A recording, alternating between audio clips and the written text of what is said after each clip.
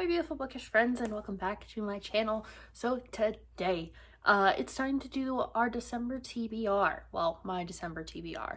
I know I did one in November that I told you guys was basically the end of the month TBR. However, I've added some things to that TBR. We've taken away some things from the end of the year TBR already, and I read a ton in November, which has given me a lot more space to play with what I'm going to read in December. So I want to talk to you guys about it. So let's do it. When we started the end of the year TBR, this whole shelf was basically full. And now I only have a medium-sized stack of books left to read. So, and I've added a couple, like I said. So the first one that I've added is Fable. I read this one this year in the summer, and I really want to read Namesake, but I've read so many books since I read this one. I just honestly need to reread it to refresh myself. But this is one of my favorite books of the year, and I feel like I missed parts of it. Like I listened to it on audio, and I feel like I may have missed some things, especially with the romance and stuff. So I want to go back and reread it, re-listen to it, and give it a lot more attention than I did. So when I read the sequel, I can be more involved. Now, I don't know if this is supposed to be, I think this is supposed to be Fable. Yeah, both times she's just a little bit older. I want to figure out some way to display these so that I can have the face line up.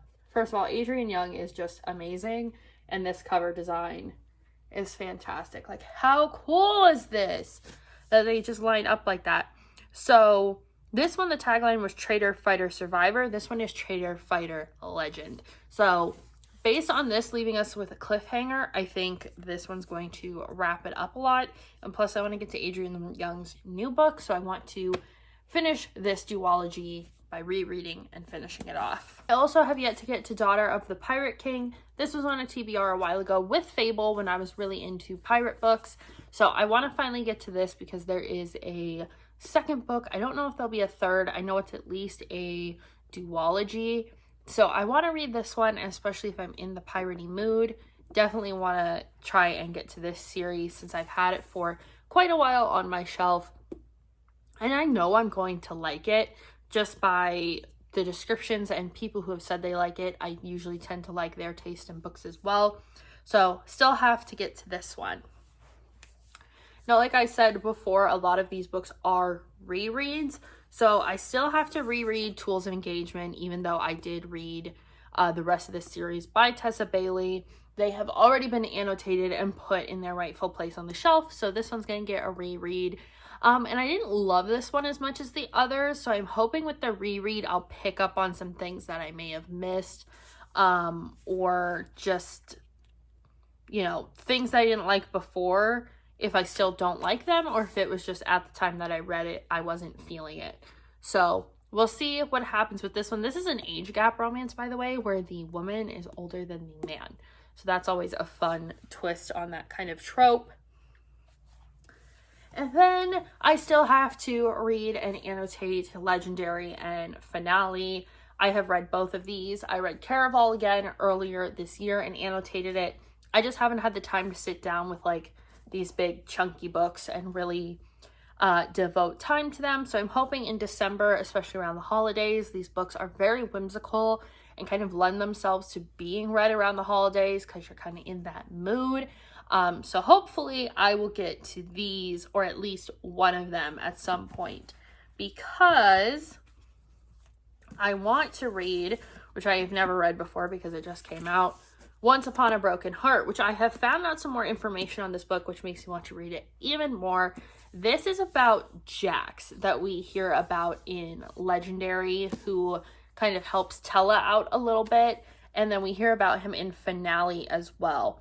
But this is how he became so jaded and dark. And someone named Evangeline is also involved. And I can't remember if we learn about her in Finale and Legendary or not. So I definitely want to reread these first before I go into the spin-off, even if it is a prequel. So I still didn't read any further in Norse myth and legends. I really want to, only being on page 23, I think. Oh, 28 actually. And there being 400 and some pages in here. I really want to try and knock this out between now and the end of the month.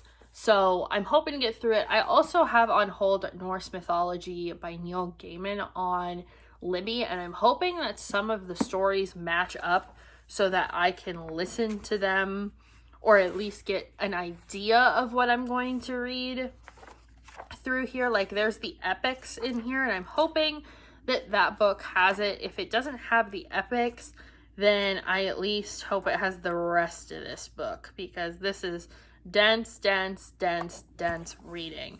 So I'm going to try and read some more of this tonight, actually, after I'm done filming and everything, and hopefully that'll get me through a bunch of it. So instead of reading So This Is Love, I ended up reading Go the Distance last month. So I want to finish this book because this is the last Twisted Tales that I own that I have not read yet. And I took the other Disney books off the TBR just because I didn't want to overwhelm myself with them and rush through them. I will get to them later, and I will get to them when I get to them at this point. But I really want to try and finish this one. And my library actually has the Rapunzel one that just came out, so I might listen to that and then buy it physically when I have the time/money. So the next one I actually have on hold at the library, and I suspended my hold and pushed it back to December. And that is Home Before Dark by Riley Sager. I've never listened to or read any Riley Sager before, so I really wanted to get to this book, especially because it's a book of the month. And this one just so happens to be on Libby, so hopefully I will probably read this one toward the beginning of the month. I haven't read a horror thriller in a while, and I've read a book like this before about like the house kind of being haunted and it wreaking havoc on the people who live there. So I'm hoping I like this one as much as I like the other one. And the last one is Portrait of a Scotsman. I didn't get to this one yet. This is by Evie Dunmore. And this one is about Hattie. And now that I've reread Bringing Down the Duke and A Rogue of One's Own, I feel like I'm going into this knowing Hattie a lot better and wanting to know more about her character. So it's a good thing I reread the others, so I'm not confused going into this one. So I do have a couple books that I'm looking to borrow from the library, and they are holiday romances, and they are in a series. So the series starts out with the tourist attraction, and there is Mistletoe and Mr. Right, and View. So they are all wintry, holiday themed romances. I really enjoyed In a Holidays by Christina Lauren last year, and I have no other Christmassy books other than the Christmas Sisters, which I may or may not get to. If I get through all of this, that is the first book I will pick up because it's Christmas themed, and it fits the season. But yeah, those three books are all on Libby, so I can listen to them whenever I wish.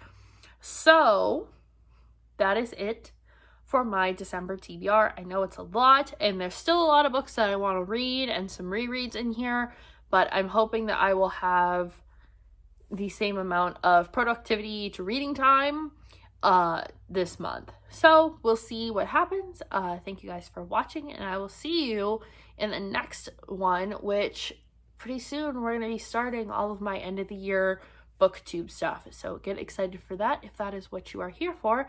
I'll see you in the next one.